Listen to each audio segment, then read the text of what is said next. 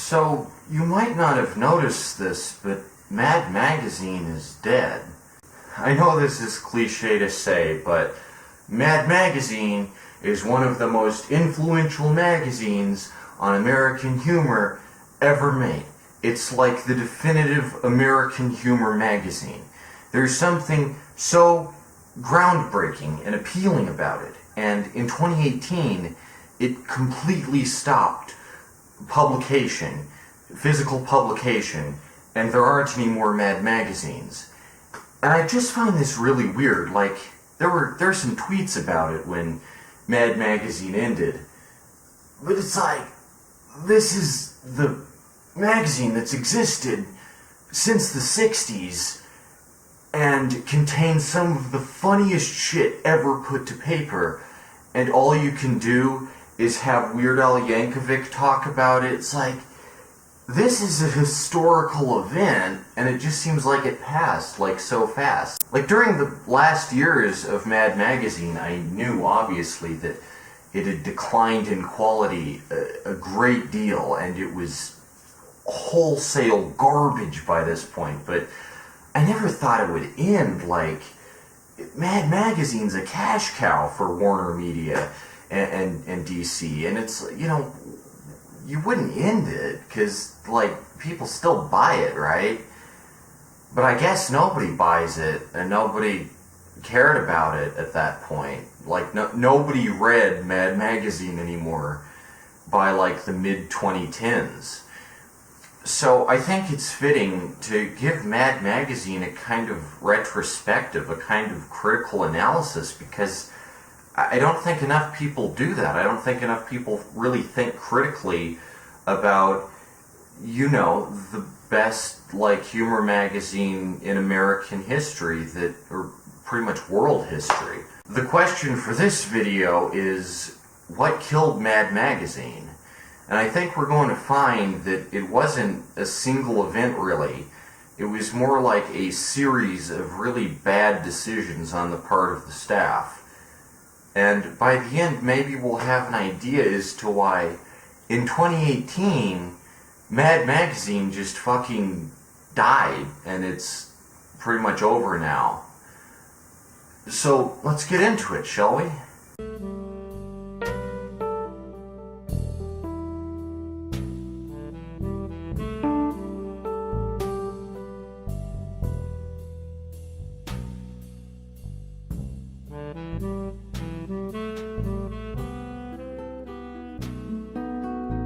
I like Harvey Kurtzman as much as the next guy, alright?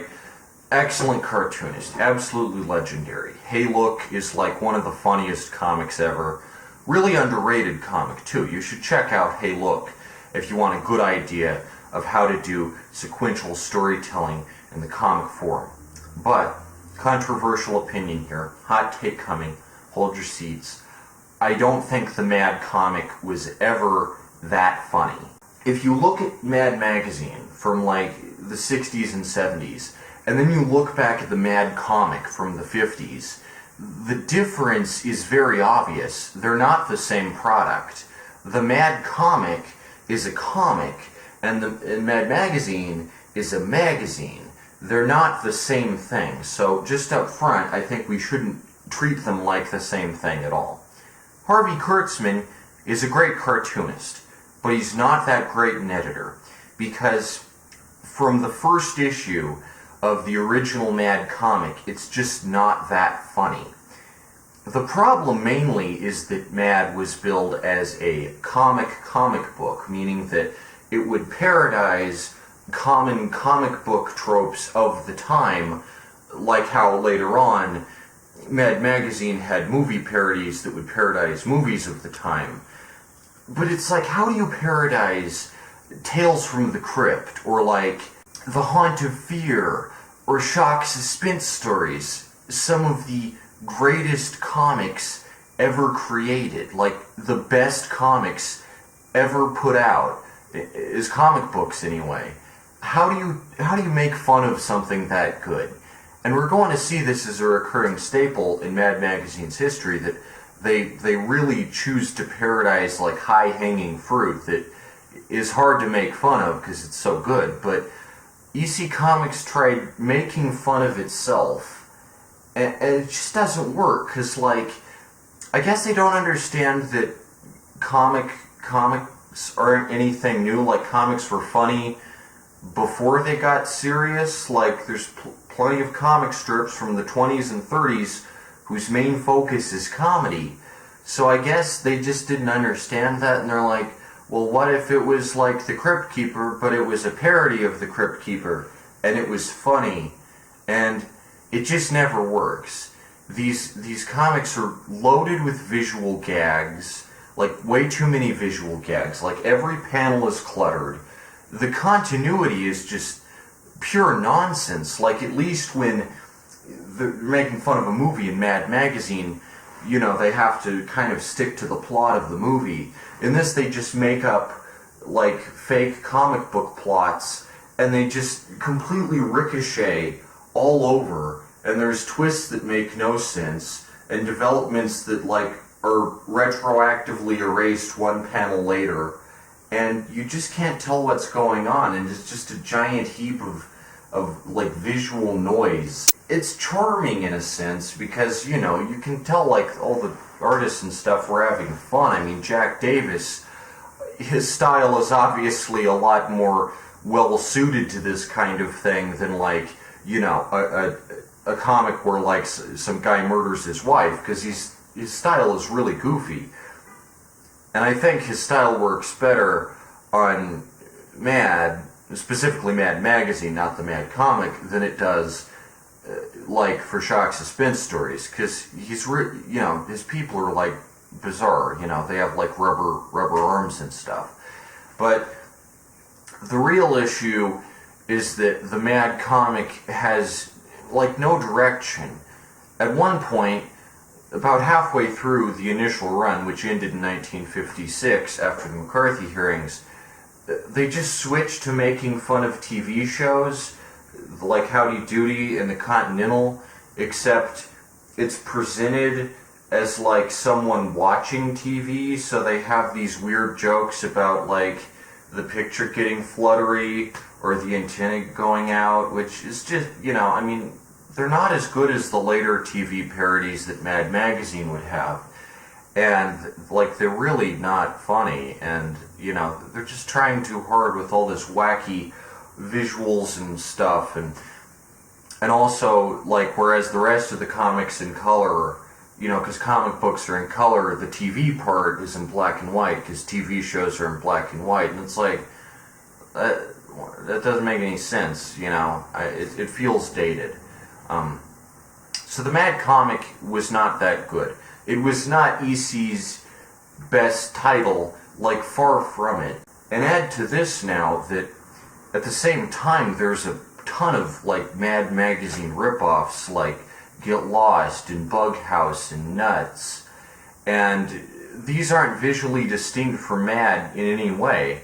In fact, I'd say some of them actually have funnier gags than Mad.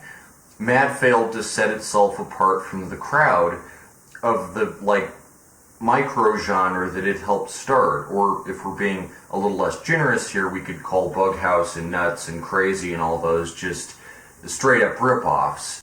And I think that while Harvey Kurtzman is a respectable individual in the comics game, his style really didn't lend itself to, like, hardcore scathing satire like this.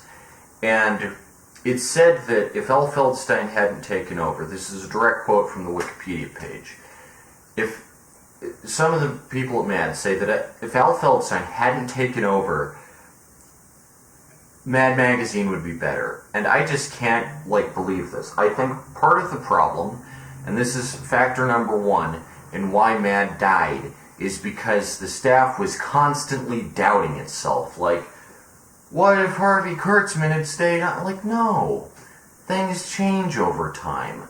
And what with the Mad comic not even being the best EC comic, and also being the only title that's carried over after the McCarthy era, you'd think that it wouldn't do so good. But under Al Feldstein's leadership, Mad Magazine became flipping amazing.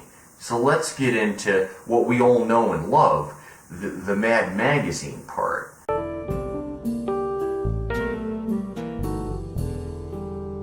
So I just own a ton of Mad magazines, like the original prints, and they're just amazing. They're just the best shit. Like, if I got this for Christmas or something, I'd be like, oh yeah, Mad Magazine. Like, this was like one of my primary sources of entertainment. As you can see here, it's very ripped up. It's beyond damaged, but it's still, it's still legible, and it's still, I'm not trying to collect these to make them valuable or anything. I'm just, I just like reading them, because sometimes you don't want to collect stuff, you just want to read them. So this is like one of the funniest things. I don't know how to describe it to you, but imagine like a magazine that just has such irreverence and disrespect for the common social conventions of the time that it's just like, it just completely takes American culture and says, like, this is stupid. And this is obviously what EC Comics was known for prior to their dissolution in 1956, that, they would comment on the things that were going on. This article here is about Bridge, which seems to have been a popular card game back in the 60s, and it just completely like shows all the bridge players getting angry at each other and punching each other, and it's fucking hilarious. This is Mad Magazine, I would say, at its peak. Now, what a lot of people don't understand is that Mad Magazine was not a children's comic book. It was an adult magazine which commented on actual pressing political issues of the times, like Nixon and the Vietnam War and the United Nations and a lot of other stuff that when you're 7 you really wouldn't get. At the same time, however, they do try and tone down some of the more raunchy stuff, like they have a movie parody of Midnight Cowboy, and they change it so that instead of selling sex, he's selling smooches. Okay, a little toned down for the younger audience. But still, you wouldn't really get mad if you were 7.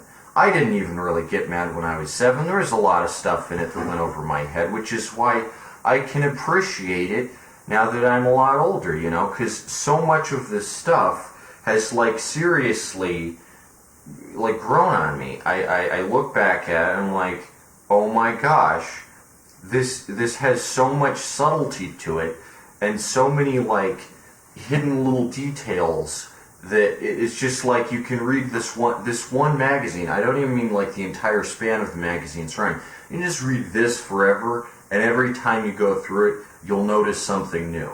Mad magazines are good because they have a lot of reread value. Like, you can just keep reading them and then like put them away for a couple months, come back to them, read them again, put them away a couple months, come back to them again, and they never stop being funny. Part of the reason that Mad Magazine was so good is obviously the diverse collection of talent behind it. You have, like, the best cartoonists. You got Paul Coker, you got Al Jaffe, you got Bob Clark, you got Jack Davis, obviously, who's also in the Mad comic, you got Don Martin, you got Dave Berg.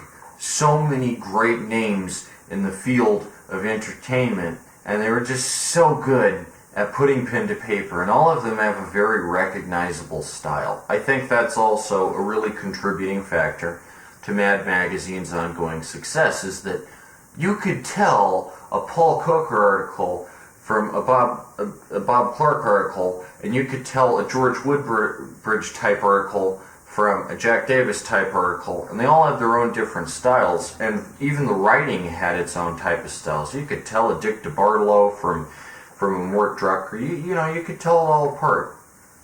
Of course, each article says exactly, who wrote it and whatnot. And some of this stuff is just, like, hilarious. Some of the stuff is very, well, dated, to put it succinctly. It's obviously all about trends of the 1960s and 1970s, But there's nothing wrong with that because they deconstruct these 1960s and 70s topics so well that you understand the 1960s better as a period of history than you would if you just read a history book on the 1960s, because these are first-hand accounts created by people who actually were there. This is why I've often said that Mad Men fails as a commentary on Madison Avenue because it's made 50 years after the fact, whereas Mad Magazine's commentary on Madison Avenue, which even went so far as their headquarters literally being located right on Madison Avenue, as kind of a joke, Madison Avenue. Their commentary on Madison Avenue is way funnier than Mad Men, and they draw all the ad guys as like these polished, like they're clones. I forget what article it is, but it's flipping hilarious. It's amazing. They draw all the ad guys as like these nerdy, like guys in like these dark suits, and they all look the same. It's great, and it just goes to show how little respect Mad Magazine had for the social, taboos of the time. And in that regard, I think Mad Magazine gives like the most honest account of the 1960s you will ever find.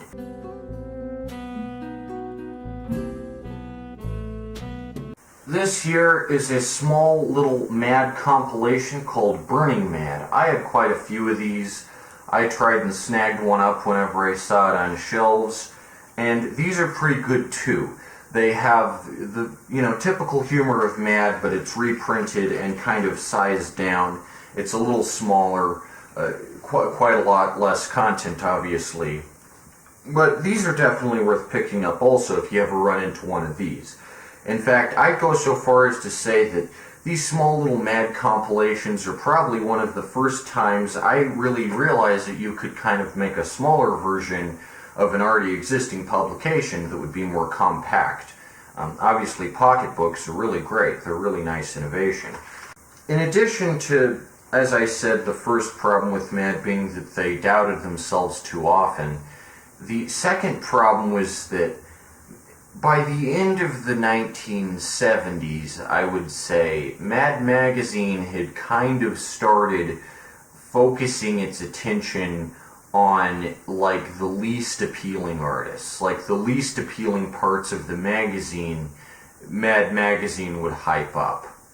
During the 1960s, you have classics like Irving Shield, who is basically like the photographer for the magazine, the in-house photographer, and a lot of his stuff is flippin' hilarious because it adds a live action element and increases the magazine's status as an actual magazine rather than just a comic, because Mad Magazine isn't a comic. It's a magazine with stuff about like Nixon and stuff that is topical, and it tries and replicates the format of a magazine, like by the numbers, including calling everything a department and having a letters section at the beginning. This is how magazines were at the time and how a lot of magazines still are. I'd say the main problem is that you have like really funny small type articles, like one-time articles that were just like really innovative and really had a neat concept behind them. Like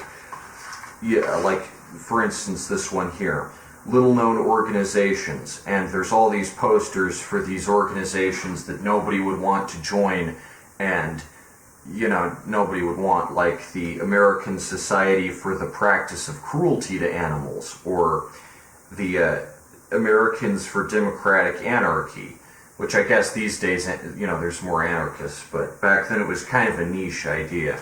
You got the American Committee to Ignore Our Neighborhoods, you got Alcoholics Unanimous, you got the National Accident Council, and the Juvenile Delinquency Club. So obviously, this is a really funny concept, but unfortunately, the problem is that it can only be done once, because you can only come up with so many ideas for one article. So eventually, Mad started getting lazy, and you can tell when they start getting lazy because they start creating the exact same type of article like in every single issue. An early example of this is the thing where they have so-and-so greeting cards for so-and-so, and they just have Frank Jacobs, the poet of the magazine, just put together a funny little ditty about, oh, wish you were here, but you're in jail, so you can't be here. Oh, wish you were here, but you are a serial killer, so you can't be here. And it's not funny. Just making a goofy little 4-line poem isn't that humorous. It has nothing to say about society, the complex machinery of the outside world. It's an isolated, goofy little 4-line poem. It's not that great. And also, you can't even cut these greeting cards out, because then you'd be cutting apart the article on the other side of the greeting card. So no, it's not like anybody even gave these greeting cards to each other. So what's the point? Another example is that they really, really overhyped the movie parodies. Like, on the early issues of Mad, it'd just be Alfred E. Newman doing something wacky.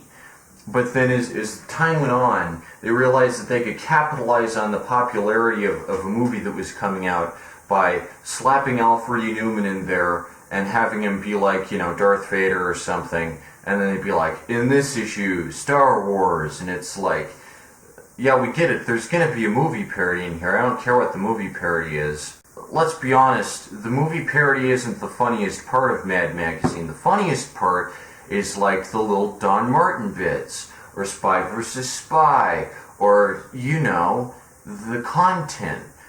I like the movie parodies as much as the next guy, but after reading a couple of them, you get to the conclusion that they're not that great. Like, I've seen critics on YouTube do a better job of making fun of a movie than the skilled satirists at flipping Mad Magazine, and that's kind of sad. Now, I've discussed this at length, but you can't really parodize something that's too good to make a parody of. Like, they try and make fun of 2001: A Space Odyssey. I'm not saying 2001: A Space Odyssey is the best movie ever or something.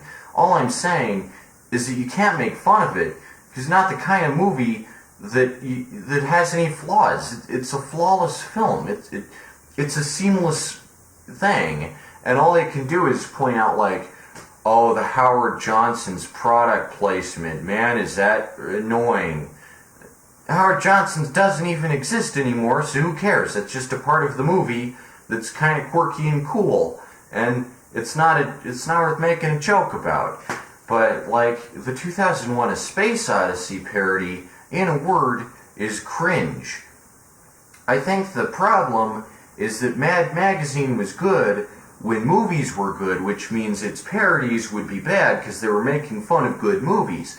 And then once the movies started getting bad, around 2000 or so, Mad Magazine was already on its way out, an old dinosaur, and they couldn't make fun of these movies that were actually bad, like Giggly, or Jiggly, or however you pronounce that Ben Affleck thing.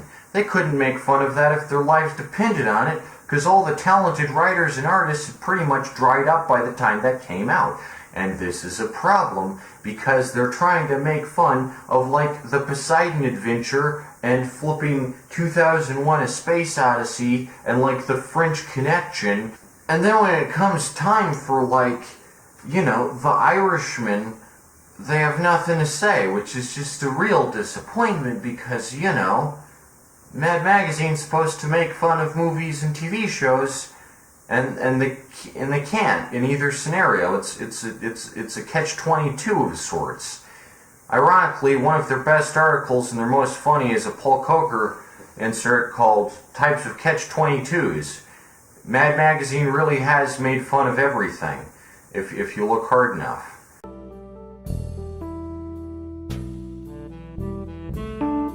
Part of the problem, obviously, is that Mad Magazine over-focused on movie parodies and the TV parody, and usually the movie parody was in the beginning and the TV parody was tacked on to the end. But neither of them were that funny, because all they could do is point out, like, basic plot holes or basic inconsistencies and then go, isn't this movie derivative? And they do this for Star Wars, and it's just like, you guys are making fun of flipping Star Wars? Man, I don't think you can make fun of Star Wars. It's pretty much as solid as a movie can get, but they make a joke about how Luke Skywalker is from Earth, which doesn't make sense, because if you watch Star Wars, you realize that Luke Skywalker isn't from Earth, and there is no Earth in Star Wars. Like, it's about people in a galaxy far, far away, long, long ago. I think they think it's like E.T. or something, and like Luke Skywalker's from Earth, but spoiler alert, he's not. And I think maybe they just didn't watch the movie, because they make all these like jokes that seem like it would be like if you'd heard about the movie, which obviously everyone in 1977 had. They just don't understand like basic stuff about the movie. And I think if they actually understood Star Wars as a franchise, maybe they'd be able to make fun of it better. Or maybe just don't make fun of Star Wars, because it's not a bad movie, it's like a good movie. They call the first Star Wars parody Star Roars because supposedly it's loud, which it really isn't that loud. Like, compared to a Michael Bay movie, or like Star Wars is practically a freaking Charlie Chaplin. But then for episodes 2 and 3, and I think every one after that, they call it Star Wars, which, you know, like, they can't even decide what to call this parody, but they keep the characters the same. Darth Vader is now Darth Zader, and it's like, this isn't funny. And to think that Mel Brooks was able to make a funnier Star Wars parody with Spaceballs is just kind of a shame, because, you know, I mean, it's Mad Magazine. They should be able to make a funny parody, but somehow I think the movie parodies are one of the most cringe parts of the whole, like, thing. Like, they're not funny. Like, at all. So that's one problem with Mad. They kept emphasizing the movie parody on the cover, and it really wasn't that great. And they should have been focusing on, like, hey, Jack Davis is in this issue, a talented artist who you actually like, not just Mort Drucker putting Peanuts characters in the background of a panel and saying, isn't it funny that there's Peanuts characters in the middle of The Exorcist? Isn't this hilarious? No, it's really not. They're just there. Wow. Same goes for the fucking Pogo characters. They just plop them in there like, Snoopy isn't supposed to be in the middle of Taxi Driver. This is crazy. Oh my gosh, it's Snoopy. What's Charlie Brown doing in the middle of Goodfellas? I didn't expect this. So it's very cringe stuff. The biggest thing that killed Mad is they're hyping, like, to an absurd extent, their obscene promotion of Sergio Aragonés. I don't think I've talked much about how much I don't like this guy. No, all his characters are mute, and he's billed as like the king of pantomime, but the thing is, I can talk, and I'm literate, so when I see all these characters who don't talk, and have no reason not to talk, because, you know, they're characters in a freaking cartoon, and they can have speech bubbles. It's not like technological limitations like with silent movies, like Charlie Chaplin and whatever. When I see characters that can talk, you know, that's better than characters that can't talk. Also, dialogue is a necessary component of any story. The reason Sergio Aragonés was promoted was purely for monetary reasons, because you can read his comics if you're French, or Spanish, or Chilean, or you can read them if you're German, or Hungarian, or Japanese. You can read a Sergio Aragonés comic all around the world, and you can laugh your head off. But you won't be laughing your head off, you might have like a mild chuckle, because, believe it or not, comics with dialogue are funnier than comics without dialogue. I mean, even Dave Berg, whose jokes are like really milquetoast, and some of them are just rip-offs of like other comedians' stuff and like urban legends. Some of his jokes aren't even original, but at the very least, His characters are human, and they talk and interact in ways that real people react, so it's funny and relatable. But Sergio Aragonis's insert, called Surgeon General, is just trash. It's just like the least funny premises and the least funny punchlines. There's one where a fat guy, he takes a big dive into the swimming pool, and then he wants to get his food, and he's a little thought bubble over his head that says, hamburgers and hot dogs. But what's this? He splashed so big into the pool that he extinguished the grill, and the barbecue man is all wet now, and he's like, you extinguished my grill with your giant dive into the pool. What happened to the Nixon shit? Where are you making fun? What happened to that? You know, what happened to the biting, scathing political commentary, the up-to-the-minute coverage of events that were actually meaningful?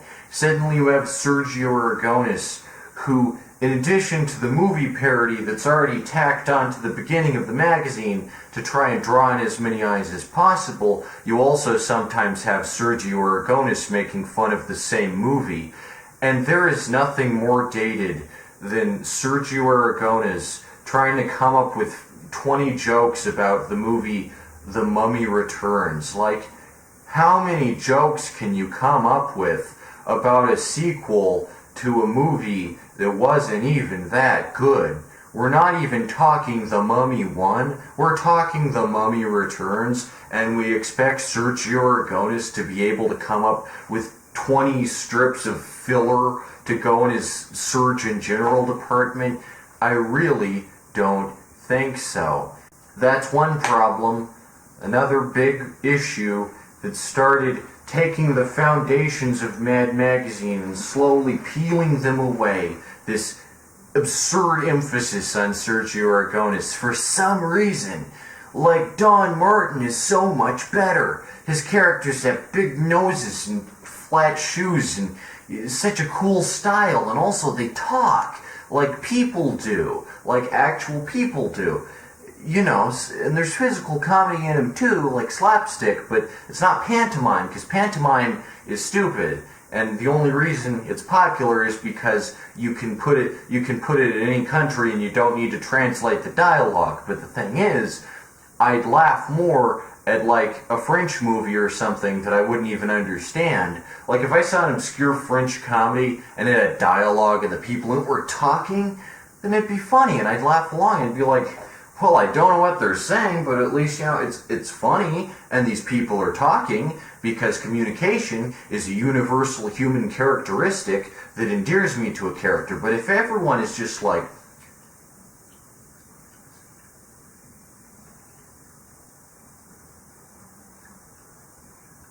that's not funny, that's just filler, and I just feel like I've been gypped. And here we see another example of Mad Magazine doubting itself way too much.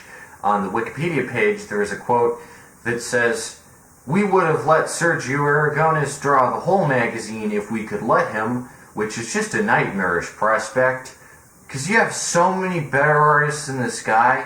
You got Al Jaffe, you got freaking Dave Berg and Paul Coker, and you're like, yeah, we just want to make all of this Sergio Aragonis. Like, no, because other people deserve a chance to draw your things, and they all have cool styles and stuff, and all Sergio Aragonis does is just, I'm gonna draw a dual person.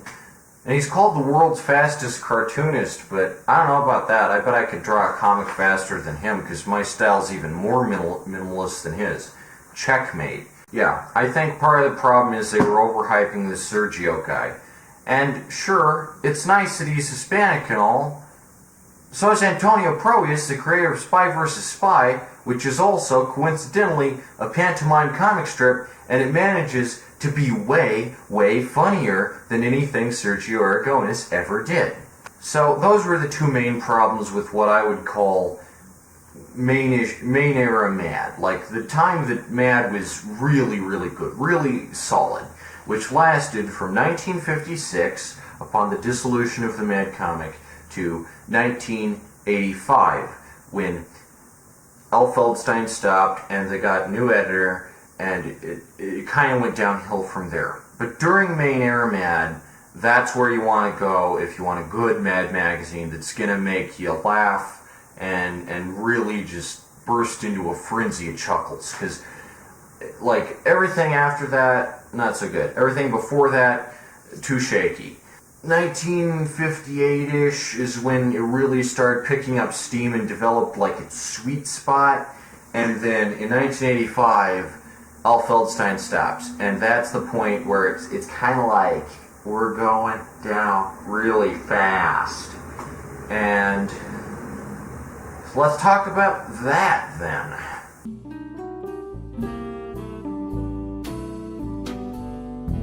If 1985 was the year Mad started losing its grip because Al Feldstein, the magazine's editor, was, important to the magazine's style and look and feel and substance, then 1992 was the year that Mad Magazine, I would say, was officially dead, and from then on was just a zombie, just like a shallow husk, just a soulless cash grab.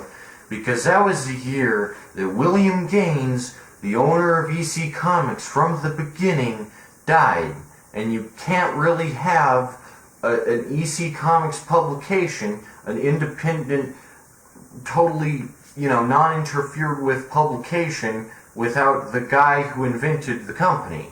So that's the point that Mad Magazine completely jumps the shark, as they say in sitcom terms, and just starts pumping out the hottest garbage imaginable. And it is a real shame that this is the kind of stuff that I had to look at when I was young. Luckily, Mad Magazine, the good type, isn't that hard to find. Go down to your local comic shop, you'll probably be able to find like 10 of these. And they're not even that expensive. They're like really common. Like the Mad Comics, those are hard to find, obviously. EC Comics in their original run are hard to find. But Mad Magazine is pretty easy to find because they were published like crazy. There's so many copies of these floating around.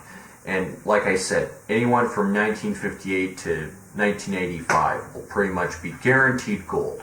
But this is what a Mad Magazine looked like by around, 2001.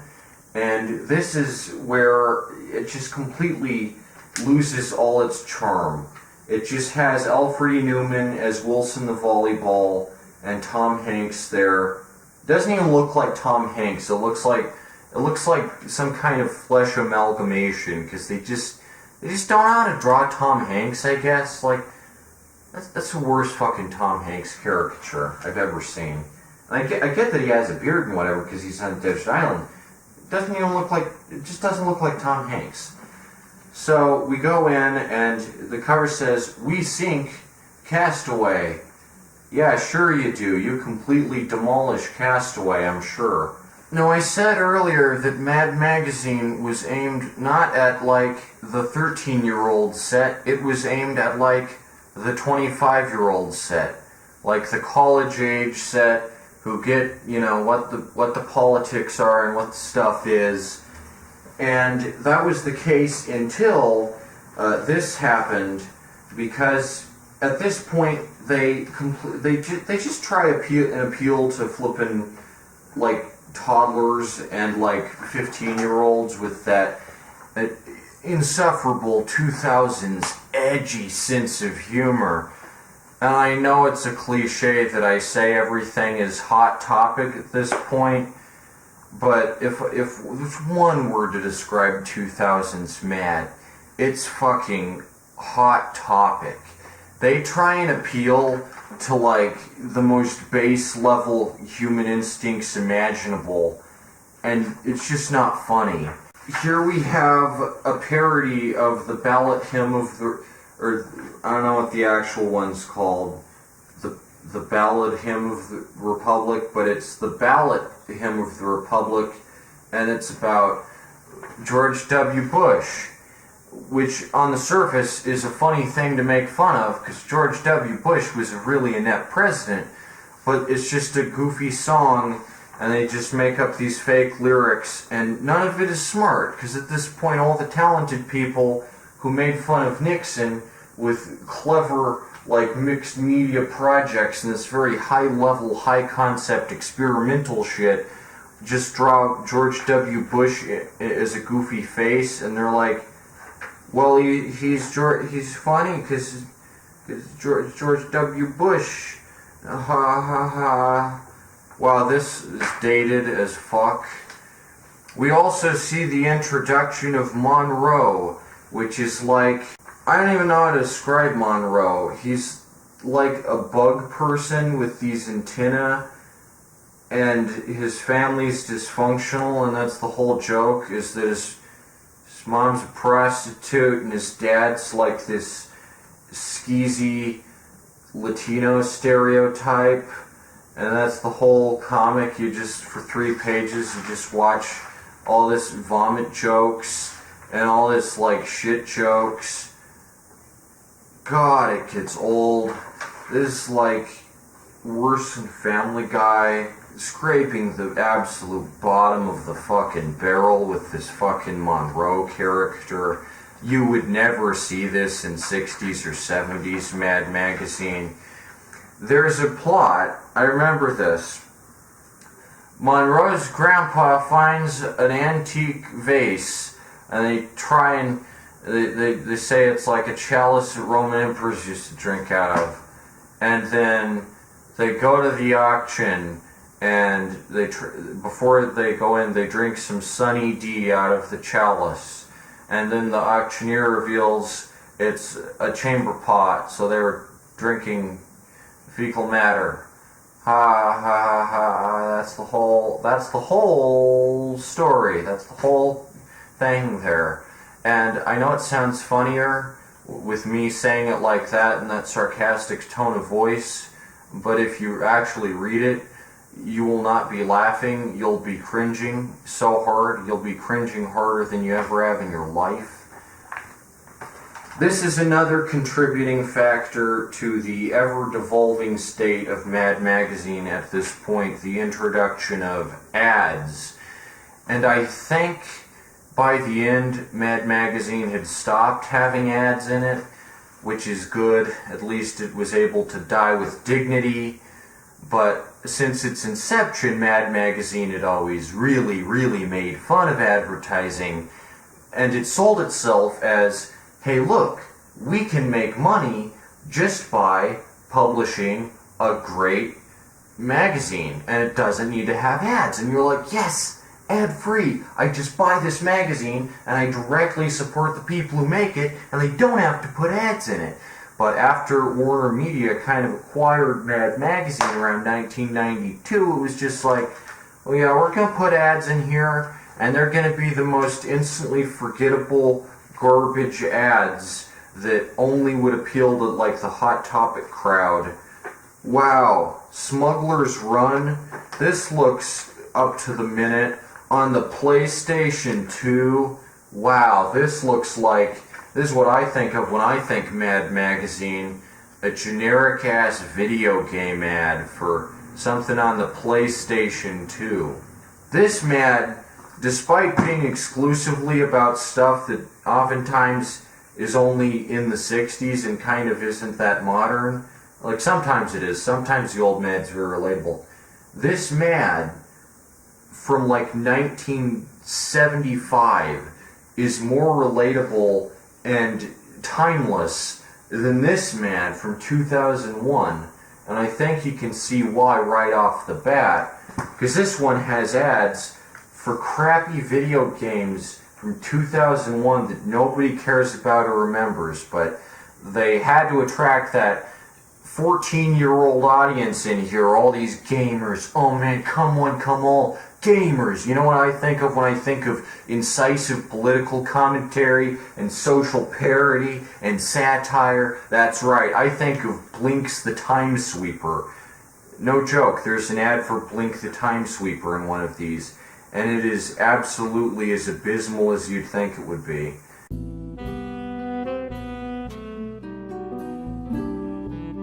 Possibly the worst thing that came out of this era of Mad, this 2000s Mad, is Planet Tad. Possibly the most obvious example of all these people who weren't even, there for the beginning of Mad, trying to appeal to the youth by any means necessary, including impersonating a youngster on GalaxyOblogs.com named Tad, who's in 9th grade and runs a blog. So it's basically like what iCarly does for vlogs, like not understanding how a vlog works at all because it's a TV show and it doesn't understand how technology was in the 2000s. This is like that, but for blogs. And this Tad character spouts some of the most insufferable, I'm 14 and this is deep type material you're ever likely to hear. February, 3:19 p.m. In my biology textbook, I read that even blind chameleons change color to match their surroundings. I asked my dad how they figured that out, and he said, well, I guess they did a study where they blinded some chameleons and then saw what happened. I think it's weird that somewhere out there in the world, there's a guy whose job title is chameleon blinder. I wonder how you know when you've successfully blinded a chameleon. Do you ask it how many fingers you're holding up, or what?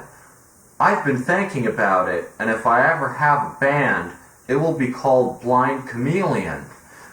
This is the kind of incredible content that Mad Magazine was churning out at this point. It's not good. Apparently Planet Tad is mostly a text-based type feature, obviously, with little images in there of what it thinks a 14-year-old or 15 or however old Tad is supposed to be. Like images of like what they think the youth would be into. How about we Photoshop a chameleon and he's wearing sunglasses and he has a walker and he has a gerbil on a leash or a hamster or some kind of rodent. This is bad. This would be laughable for the 2000s internet. Never mind the 2020s. If you want some fucking cringe, check Planet Tad out. Because I think it's able to capture, the worst parts of the internet. There's like a bizarro version of the internet where nothing is worth looking at, and everything's an eyesore. If you think about it, tater tot is a bad name for a food, because it suggests that you're eating potato babies. I really need a Nintendo DS. In study hall today, Chuck and my friend Darren were sitting on opposite sides of the room, racing against each other on Mario Kart on their DS's. I had nothing to do but draw baby potato angels. Wow, Tad, you sure live an exciting and interesting life, which is worthy of going in one of the biggest fucking publications of history. Wow, this random youth's blog is worth going in. It's not real, obviously. The writer behind it is a writer on The Daily Show with Jon Stewart. And I think The Daily Show with Jon Stewart's really funny. And sure, the writers of those type shows deserve more credit, because obviously Jon Stewart and Stephen Colbert don't write all their own material. But maybe this guy isn't where the funny parts of The Daily Show with Jon Stewart come from. Maybe he just sucks, and he got fired by Jon Stewart or something. Oh, here's an incredible article. History's most famous boogers. Wow, this is amazing. Historical figures drawn as snot. George Mucus, Julius Sneezer, Teddy Roosevelt. You get the point. It's like a Mucinex commercial. It's too long and you don't want to look at it. This is Amazingly Stupid Mad, which I guess is from their Cartoon Network era when they had that weird Mad cartoon that I saw like once, and it wasn't good. And it wasn't Mad TV. It was like the Mad cartoon, where you try and take the humor of Mad Magazine and make it into a cartoon, except it doesn't work because, you know, magazines and cartoons are two different mediums. But this is possibly the worst Mad Magazine compilation ever. Like on the back here, it has Antonio Proyas' Spy vs. Spy and some Don Martin guys, and you look at it and you go, well, how bad can it really be? And then you open it up, just to a random page. Oh, it's a parody of Winnie the Pooh, except it's Winnie the P-O-O, like feces. Oh, that's how bad it is. Yeah, I can see why this era of Mad isn't remembered so well. Because all the jokes were just shit and vomit and snot and tad.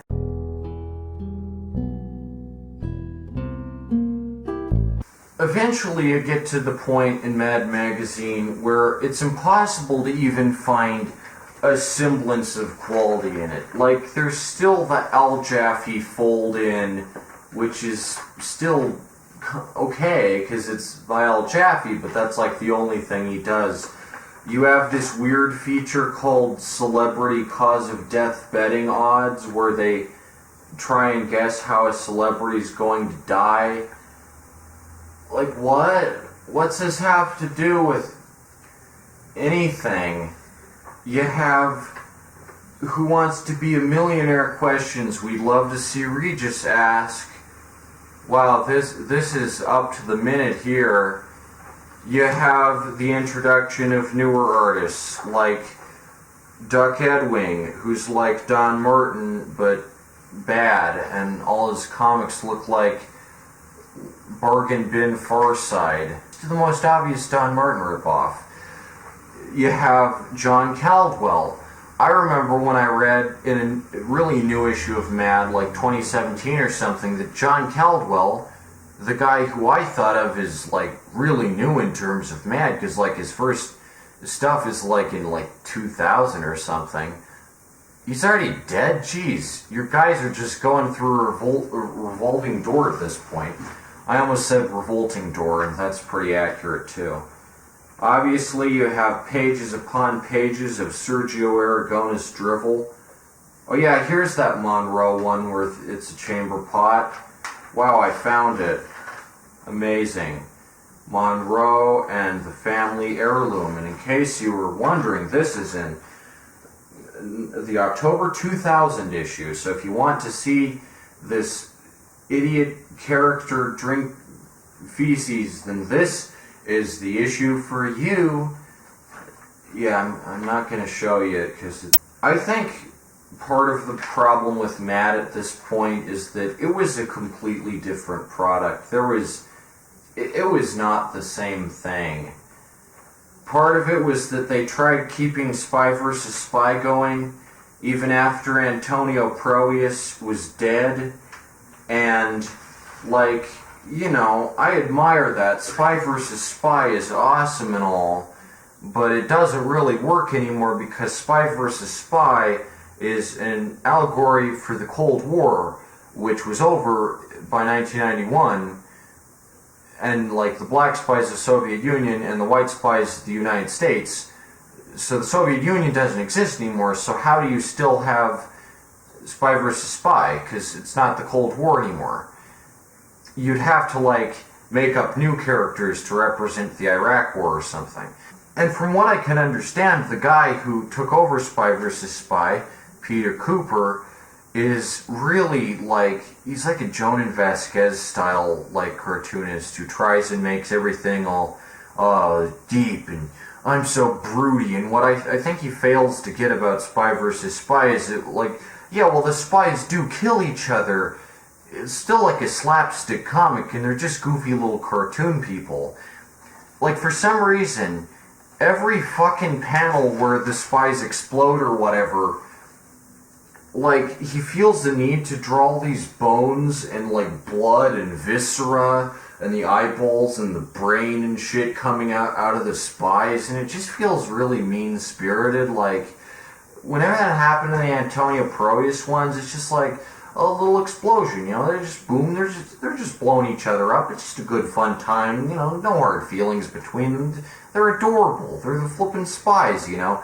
But then when Cooper takes over, it just takes on this slant where it's like for one, Proyas' style is really great because all the lines are crisp and neat, and you get the idea that this is like this shadowy world of espionage. Wow, this is cool. And then Peter Cooper comes in, and his style just does not lend itself to these characters at all, because everything is so fucking shaded and overexposed and blurry, and it looks like what it looks like what a Hot Topic youth would scribble in their notebook as like a Spy versus Spy fan art. This doesn't look like Spy versus Spy. It looks like more like fake versus fake. Am I right? Anyway, yeah, the new Spy versus Spy just does not deliver.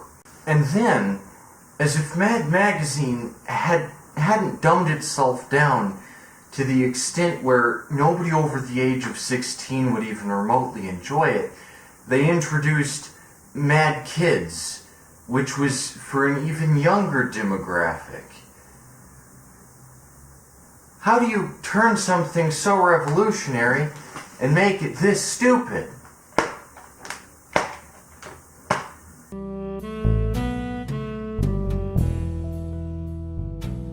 Okay, here's the last example of a Mad Magazine I got. This one is from very late in Mad Magazine's lifespan, June 2016, which honestly I'm surprised this one is this old at this point. It's been 5 years, jeez. So at this point, they've gotten out of the advertising game, mainly because they have completely been consumed by DC. DC is backing them 100%, so it's literally impossible for them to lose money. I don't think Mad lost money per se. I think it simply went out of business because there was no further interest in it. Mad is now on Android phones and tablets, the inside cover says. Wow, Mad is now on Android phones and tablets. We're really getting up to date here, aren't we? Good news for Mad readers, bad news for Google shareholders, whatever that's supposed to mean. Self-deprecating humor doesn't really work at this point because we all know that this is a corporate product. Here's Alfred E. Newman on a hoverboard. Oh my gosh, this is so topical to 2016, and now it's 2021. Exclusive. Why Batman and Superman hate each other. Sergio Aragonés blasts The Force Awakens. Here we have the adult coloring books trend, which I don't even know if you could call it a trend. I think there was like one commercial for it once, and then everyone forgot about it, and no, there aren't any more adult coloring books. Also, when I hear adult coloring books, I think it's a pornographic coloring book, but that's not what they're talking about. They're talking about the fancy coloring books with the intricate patterns, which again was firmly relegated to 2016, so I really don't think we're talking importance on the level of Nixon here. At this point, it seems like Mad has overcome its edgy 2000s phase, and there's just like a glimmer of hope. You're like, could it become better? But, you know, you're like, it probably won't. Here's a feature called The Mad Vault, where they just regurgitate an article that was already published, but they don't even go for like the best articles. They in this issue from 2016, they just republish an article from like 2007, John Caldwell's If Chickens Could Time Travel, which, as a chicken owner myself, is really a disgrace to chickens, let me tell you. Not funny. Here we go. A strand-by-strand examination of Obama's gray hairs. This is the sort of political humor you'd get. Hey, did you know that Obama looks older in 2016 than he did in 2008? Oh my gosh, we're breaking new ground here. Did you know that people age? Oh my gosh, I never would have guessed. Nothing about Obama's policies or anything, just that he's kind of old. His approval rating is now running neck and neck with scabies. What? No, it's not. Obama's actually very popular in 2016. I think he has one of the highest approval ratings of all time, like of any president. So, yeah, I really don't think that joke makes any sense, like at all. Of course, we have the obligatory Sergio Aragonés feature in here. A mad look at man caves. What could be more relevant? Oh my gosh, man. If you ever wanted to read 20 jokes that are all in pantomime about man caves, oh boy, is this the magazine for you. Then we have the spectacular, amazing Star Wars parody, where it's still being called Star Wars, and it's awful. There's nothing more to say about it. This is the weakest critique of Star Wars I've ever read. And to think that Mad Magazine still thinks that they're bringing home the bacon is just honestly quite sad. At this point, they've stooped to the level that if your letter gets published in Mad, then they'll send you a bunch of free shit, like Mr. Limoncello's Library, which to the best of my knowledge is explicitly a children's book, so I think at this point they're not even trying to hide the fact that they have stupefied their content to the level where their readership will also be into such incredible garbage as the Ultingville Club and a Blu-ray, DVD, plus digital HD combo pack of Justice League and Teen Titans. Also, you get to win a free copy of Blu-ray plus DVD plus digital HD of the classic Will Ferrell movie Daddy's Home with Mark Wahlberg. What, I don't even get a copy of Anchorman? Okay, great. Here's another instance of them trying to get some, clout going by any means possible. Subscribe to Mad and get this Alfred's Umbrella poster free. Brilliant. Amazing. Wow, I would subscribe to Mad to get an actual really good cover by Kelly Frias, but then I'd get like 12 issues of garbage that would probably stop at like issue 11, because it's already 2016 here, so probably wouldn't even get my full subscription, if I'm going to be honest. Possibly the most confusing edition at this point is the Fundolini pages, which is like, I guess trying to like make everything short and concise, because you have the attention span of a toddler, because at this point the only people reading Mad Magazine are literal toddlers, so they just like make little listicles, which I guess are supposed to compete with their main competitor, Cracked, which at this point is also a listicle machine. It used to be a really cool and fun looking satire magazine, and if it had stayed that way, maybe it would have been better than Mad, but at this point it was just a listicle machine, so why not make Mad a listicle machine too?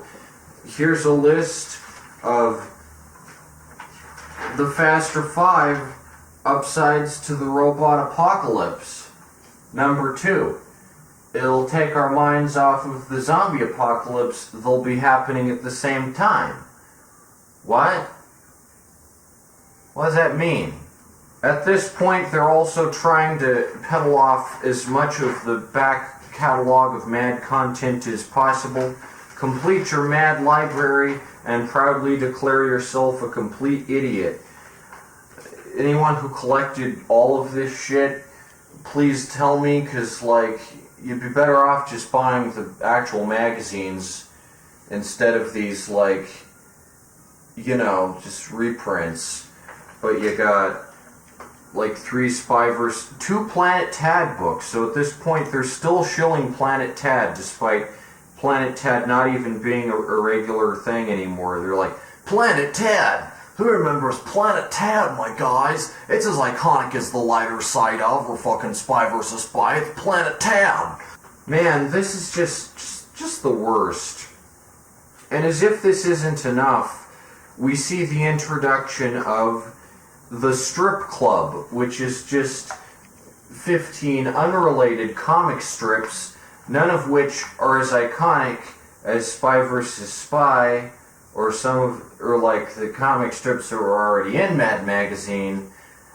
And also they're just written by random people who just are not in anything else in the magazine. They're just in this part. Thank God I didn't apply for this. It looks like the worst collection of comic strips ever. It's not even like any of these comic strips are like more provocative than anything you'd find in the freaking mainstream newspapers. So what's the point? It's not like there's a parody of actual like newspaper comic strips, which Mad Magazine already did like 50 times back in the 60s. It's just random comic strips just plonked in here. Which again doesn't work because Mad Magazine isn't really a comic book, it's a magazine. That's the point. Possibly the worst aspect about late era Mad is that it didn't even have the chance to make fun of Trump. Oh, by this point, Planet Tad still is a regular feature in 2016. That doesn't make any sense though, because if Tad's in the 9th grade in like 2007, wouldn't he be like a full-grown adult in 2016? Like, he'd be like 24. Why is he still making this blog and acting like he's a teenager? Doesn't even make any sense. Maybe the writer of this should think of some internal consistency. At least iCarly had the dignity to end when it had overstayed its welcome and become outdated. But the writer of this, Tim Carvel, why can't Tim Carvel just like stop? Because it's not fun. Why is Planet Tad still around in fucking 2016? Here's an example of the insight that Tad has to bring to the table. So my little sister Sophie just had her 8th birthday, and today her gift from Grandma Judy arrived in the mail.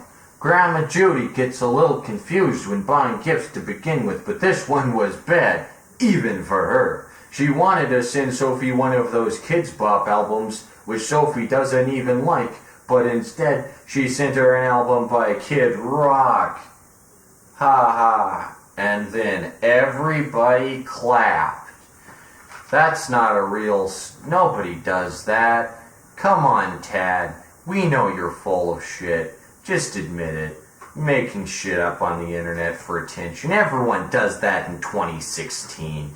Might have been a new thing back in 2000. Shut up, Tad. You're not Don Martin. You never will be. Shut up, Tad. Shut your face. Possibly the saddest thing about late era Mad is that politics were really interesting, and if it had still been staffed by talented people at this point, it could have made fun of Donald Trump somehow. But unfortunately it had fallen victim to the kind of partisan politic type humor where you're like, well, Hillary's bad and Trump is bad. Biden's bad and Trump is bad. Obama sucks and Trump sucks and everyone sucks equally. And that wasn't in the spirit of earlier Mad, where they wouldn't dump on presidents like Jimmy Carter as much as they dump on presidents like Nixon, because obviously Nixon's a worse president than Carter. But this Mad has to appeal to everyone and make as much money as possible, because they can't be ideologically motivated. It's not like their entire founding staff for the most part was Jewish or anything, so they face a lot of persecution oh no, we've got to appeal to everyone possible, so let's just make fun of everyone equally across the table. Handshakes all around, boys. It's really sad, because, could actually be funny if they knew how to make fun of Trump as good as, like, Stephen Colbert did, or something. In the first few episodes of Late Show with Stephen Colbert, but unfortunately, Mad Magazine at this point is staffed by a completely different set of people than it was at the beginning. No more Al Feldstein, no more William Gaines. All the artists you know and love, shoosh, out the window, replaced by people you have no idea who they are. But at least they have this funny section where they show Trump in a clothes that he photoshopped into a kind of funny knitted sweater, and it's called Banana Republican Fashion Collection. How's it funny? I mean, sure, it doesn't look like the kind of thing Trump would wear, but it's just a shirt. This isn't that funny.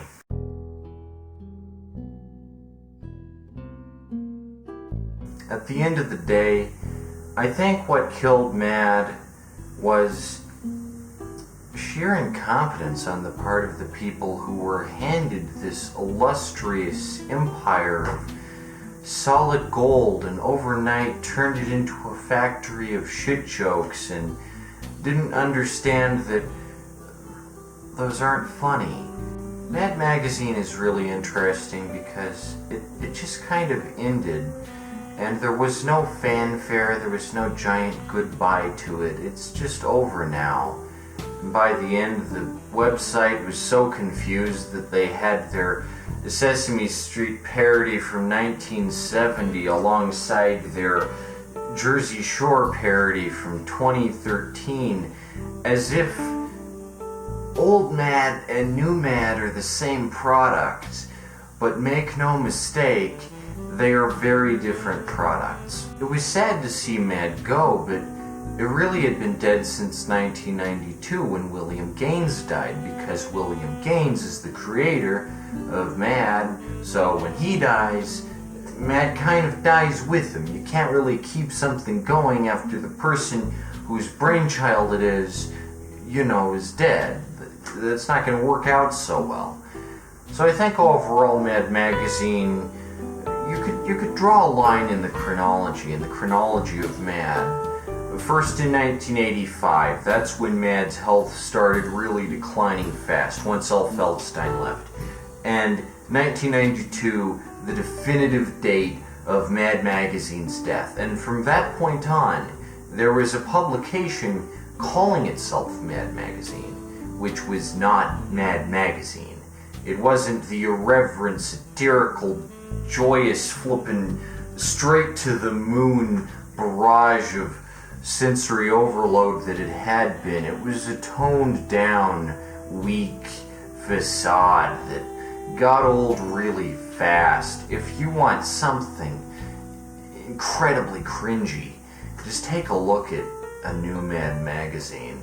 It's one of the worst things. Like, they thought that Mad Magazine fell prey to an ever-changing and evolving media landscape, and by the 2010s it was outdone by pretty much every other comedy industry, and everyone was funnier than Mad Magazine. By the time Mad Magazine ended in 2018, it was not the same magazine it had been. I cannot stress this enough.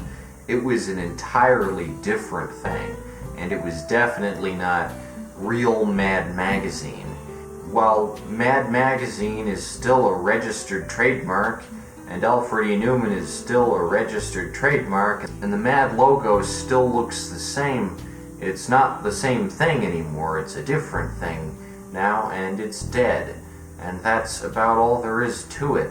No more physical print copies, because I guess those are passé, and it's just reruns from here on out.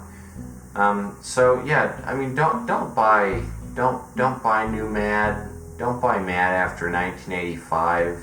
or 1992.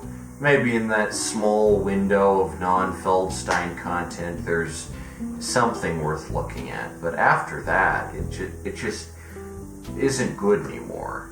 And you'd be lying if you said to me that you remember Planet Tad. Nobody fucking remembers Planet Tad except me, because I'm a weirdo, but nobody else does.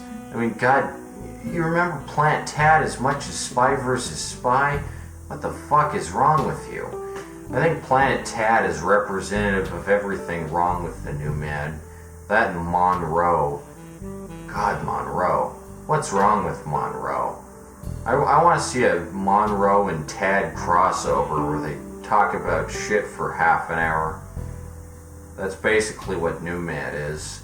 That's about all I have to say on the subject. I mean, it's really not much more interesting than that. There's not that much more meat on the bone. Mad Magazine failed because it made some really bad decisions.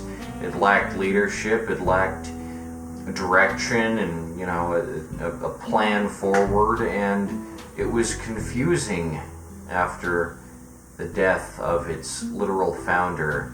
But I will say that for what it's worth, from 1956 to 1985, that's the sweet spot, and it is the legacy of EC Comics, the greatest American comics publisher that put out quality content for most of the 1950s and late 1940s. And Mad Magazine, in many ways, outdid its predecessors in a way that I don't think any spin-off has been able to do before or since. Mad Magazine became more recognizable than EC Comics itself. Its parent company was sidelined, and Mad Magazine became the sole publication and the only one anyone really cared about. And I can't say I'm too sad about that, because for what it's worth, Mad Magazine was really funny until it wasn't funny anymore. And I think Mad Magazine is a good example of what can happen if you have too much corporate oversight. You know, EC Comics sounds like a fun company that was run awesome. You know, the tales of Arthur the Marijuana Planter legendary. Sounds like a cool company, a nice work environment. Then the bigwigs at Warner Media and DC come in and they say, hey, can you make fun of Wonder Woman and Superman's more? Because we want to sell our action figures, boys. And you know, that's a point where the Titanic, the SS Newman, if you will, kind of just into the ocean, and all the people on board die. There aren't even any lifeboats on it. They all just die. You know, in the end, all that's left is a legacy, I suppose. A reminder that this thing used to exist, but not anymore. You know, move on. There's other publications now, and while some people might say that print media is dead, yes, we probably never will see a large-scale satire magazine on the level of Mad. You can just make a small-scale one and it could be equally funny, maybe even more funny. Sure, you're not going to reach as wide an audience, but, you know, zine culture is looking promising. And what, you know, a big company like EC Comics could only do back in the 50s when print technology was pretty inaccessible, these days printing technology is pretty cheap, and you can make a nice, fun, cool, awesome, bomb sauce satire magazine all on your own, if you're so inclined, and you could become the next Mad. I obviously am not going to do this because I'm dedicated to comics, and comics and magazines are two different things, but if you want to start the next Mad, there's nothing stopping you from doing that. That's a motivational reminder from me. I've been your host, Nicholas R. Cicada. I hope you enjoyed this spicy look into the legacy of Mad Magazine, one of the most influential publications of the 20th century, not of the 21st. And if you enjoyed this and want to support this and keep it pumping out, then check out some of my comics. Write to Nicholas Cicada, 1424 Columbine Street, number 1, Denver, Colorado, 80206. That's my sole source of income. That's how I keep these reviews coming out on the dot. That's how I stay motivated. When I see that someone is appreciating my art, I go full on speed mode and hustle down to the post office with your order, getting your comics delivered. So that's been my review of Mad Magazine. I think this is way too long for a review of Mad Magazine. Sayonara, suckers. Planet Tad. Shut up, Tad. Nobody confuses Kidz Bop with Kid Rock. Doesn't happen. Shut up, Tad.